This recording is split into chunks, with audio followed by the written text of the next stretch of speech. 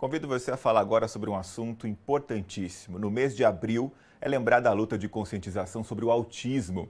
E após um ano de pandemia e distanciamento social, muitas famílias de crianças autistas têm sentido diretamente as consequências das mudanças de rotina na vida dos filhos. Sobre esse assunto eu converso agora ao vivo com a psicóloga Marina Ramos. Muito obrigado por ter aceito o nosso convite, Marina. Obrigada, Gustavo. É um prazer. Marina, vamos lá. Por que você acredita que o isolamento pode atrapalhar o desenvolvimento dos autistas? Bom, o isolamento tem causado várias consequências para todos nós, né? Inicialmente a gente achou que fosse um período aí de transição rápido, de passagem, mas ele já se estende. Isso tem gerado algumas consequências, principalmente para as crianças, adolescentes e adultos com transtorno do espectro do autismo. Eles têm maior dificuldade, em geral, eles têm uma maior dificuldade de lidar com a quebra de rotina, o próprio ambiente muito restrito também, com pouco acesso a atividades ou situações prazerosas, o próprio convívio social, tudo isso faz com que eles percam um pouco, de repente, de algumas habilidades que aprenderam, fiquem muito restritos, assim como todos nós temos lutado aí dia a dia para conseguir dar conta de ficar em casa e fazer tudo que a gente precisa fazer de uma maneira saudável, física e mentalmente. Sim, hoje o assunto já é mais difundido, né? E a gente fala sempre do espectro autista. Assim como existe aí a diferença, não é? Entre todos nós considerados aí normais, não é? Enfim, esse tipo de coisa muda também muito, né? No caso deles. Ô Marina, cada família, cada autista tem sentido de uma forma diferente os impactos dessa pandemia? Exatamente, eu acho que esse é um ponto muito importante. Eu acho que quanto mais o tempo passa, mais informação a gente acessa, as famílias, os profissionais, mais a gente vai ver o quanto que cada pessoa é única. E dentro disso, os autistas também. Então, cada família tem a sua configuração, cada família tem a sua forma de rotina. Então, às vezes é bem difícil até dar dicas e coisas gerais, porque a gente está falando de pessoas. Então, cada família vai precisar se adaptar da forma como for conveniente, né? Ter momentos de autocuidado, entender o que é importante dentro de casa, momentos de tarefa, momentos de lazer, de uma forma geral, mas é importante que cada família olhe para suas necessidades e tente se adaptar da forma mais saudável possível. Quero só reverter aqui um erro. Coloquei na condicional, né, as pessoas consideradas normais, mas existe um termo preciso para isso que é neurotípico, não é? Portanto, vamos usar e a gente sempre pode aprender, sempre pode aprender. Estava me fugindo a palavra, por isso só disse agora. Vamos avançar aqui, Marina. A Isso. procura de ajuda também por parte dessas pessoas, das famílias, enfim, tem aumentado, eu imagino, nesse período. Quais são aí as principais queixas, os principais problemas que as famílias colocam nessa dificuldade desse momento?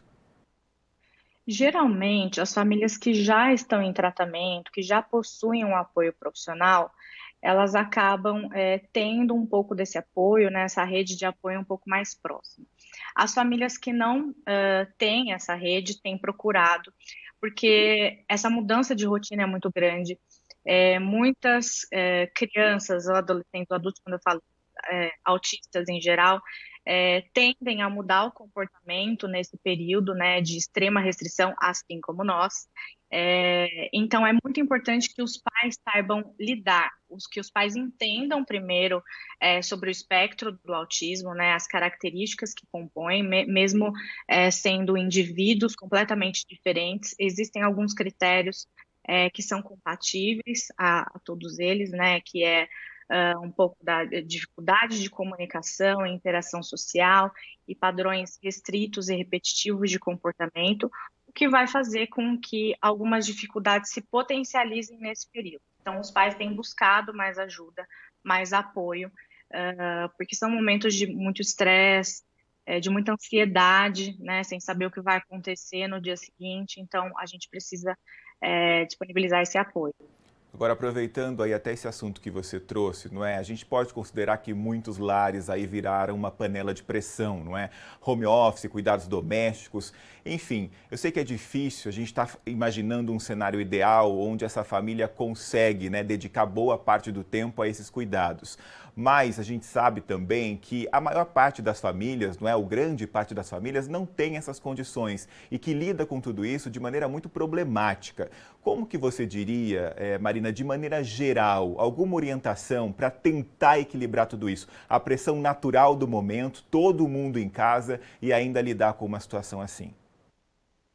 Eu acho que a primeira dica geral é autocuidado, né? Você, de alguma forma, dentro da sua rotina e dentro das suas condições, né, enquanto família, enquanto pai, mãe ou vó, enfim, qualquer cuidador que seja, precisa ter um momento de tranquilidade, de relaxamento. Eu sei que parece uma loucura falar sobre relaxamento nesse período onde está todo mundo né, muito desesperado, muito sem saber o que vai acontecer. Mas é importante que tenha um pouquinho desse momento. Quando a gente está bem, a gente consegue cuidar bem de quem está ao nosso lado, né? E se a gente está por algum motivo mais nervoso, ou com o trabalho, com a situação, ou preso, às vezes, né? Tem famílias que moram em casas maiores, tem famílias que moram em lugares menores, que não tem muito espaço, onde os centros, né? Os locais de convivência, eles são muito apertados, né? A gente precisa também falar dessa realidade. Mas de alguma forma tirar uns 5 minutinhos, respirar, entender alguma coisa que te dê prazer, né? Buscar alguma coisa que te dê prazer, qualquer coisa. Pode ser um livro, pode ser um vídeo, pode ser um pedacinho de vídeo, pode ser uma frase que vai levantar a sua autoestima, qualquer coisa, algo que te traga um pouquinho de prazer, que tenha esse momento de relaxamento, para que daí você consiga estar bem e cuidar do seu próximo, que no caso seria o seu filho aí com autismo, que vai precisar ainda mais da sua ajuda nesse momento. Os pais são essenciais na vida de todos os filhos, dos autistas principalmente, e nesse momento ainda mais. Então, eles precisam, muita pressão, né? Porque eles precisam trabalhar, tá bem, dar um suporte para as terapias, para a escola, mas é necessário que exista um autocuidado, um olhar para eles também, e saber que é normal, tá todo mundo nessa situação, tá todo mundo angustiado, ansioso, vocês não estão sozinhos, procurem uma rede de apoio, e tomem conta de si. Sim, isso é importantíssimo, Marina, até porque pouco se fala a respeito disso, né? Na demanda que se exige para cuidar de pessoas autistas ou outras pessoas que têm outros tipos de deficiência, pouco se fala em cuidar dos cuidadores, né? Isso é muito importante porque a qualidade desse cuidado, que vai fazer toda a diferença para essas pessoas, depende também, não é, dessa pessoa estar bem. Agora, a gente aproveita esse mês para falar desse assunto, né? O dia exatamente, o Dia Mundial de Conscientização do Autismo foi na última sexta-feira, dia 2 de abril. Só que, se a gente pudesse avaliar, você que tem mais contato, não é, com o cuidado dessas pessoas, você que está mais afeita ao tema, a gente sabe que muita coisa precisa melhorar. Só que a gente tem que reconhecer também que muita coisa tem mudado. Se você pudesse dizer pra gente aonde a gente está nessa luta e quais os pontos-chave aí que a gente precisa ainda avançar para melhorar a situação dos autistas, pelo menos no país que a gente vive. Eu acho que ao longo desses 10 anos que eu tenho trabalhado com autismo, a gente evoluiu muito, né? Tanto enquanto sociedade, enquanto profissional. Primeiro, entendendo o que é o autismo, entendendo o espectro, entendendo as características, eu acho que esse é o principal passo.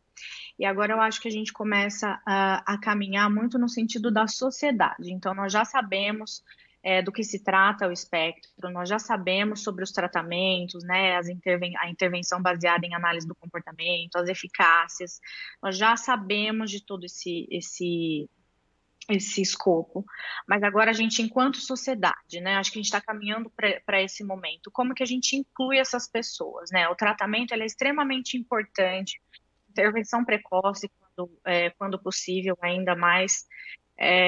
Mas o que as pessoas precisam entender é que os tratamentos, as intervenções, elas não vão mudar os autistas. Elas só vão desenvolver habilidades, algumas habilidades que são funcionais para que eles consigam, de uma forma mais tranquila, terem uma melhor qualidade de vida, assim como nós na nossa terapia. Mas o que a gente precisa fazer, eu como empresária, eu como professora, eu como dona de escola, o que eu posso fazer para incluir essa pessoa com as características dela no meu ambiente, né? Então, acho que esse é um passo que a gente precisa correr um pouquinho mais para atingir, mas acho que a gente está no caminho. Hoje a gente já tem muitos autistas, até adultos, falando muito sobre essa questão da inclusão, inserção no mercado de trabalho, né? Porque essas crianças, elas crescem, para onde elas vão? Se a gente, enquanto sociedade, a gente não abrir espaço para que essas pessoas estejam conosco de uma forma ideal e adaptável, eu acho que a gente tende a perder muito, até porque a gente está falando de uma a cada 54 pessoas. Então, acaba sendo muita gente, né, dentro do espectro. Então, enquanto sociedade, eu acredito que a gente precisa trabalhar um pouco mais na inclusão efetiva, de colocar essas pessoas mais à vista no mercado de trabalho, nas escolas, na TV, enfim, em todos os lugares que a gente puder. É isso, e além do discurso, né? Marina, muito obrigado pela gentileza do seu tempo. Foi um prazer conversar com você. Até uma próxima oportunidade. Obrigada, Gustavo. Bom dia.